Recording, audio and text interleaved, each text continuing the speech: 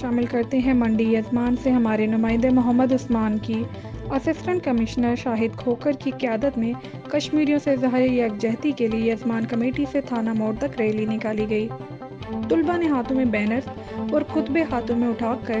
کشمیریوں کے حق میں نعرے بازی بھی کی۔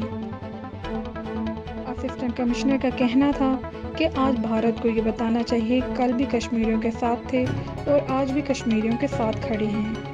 یہ جو خاص طلباء اکرام یہاں پہ اکٹھے ہوئے ہیں، مختلف اداروں کے اسٹوڈنٹس آئے ہیں،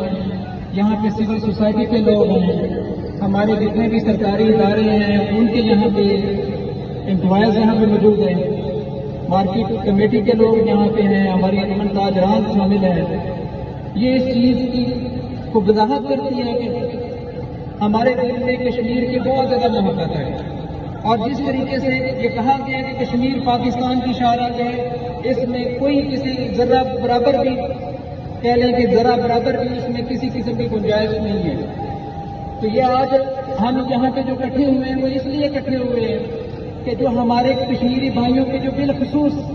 جو ہمارے کشمیری بھائی مقبوضہ کشمیر میں رہتے ہیں، جو انڈیا کے کرفیو کے اندر ہیں،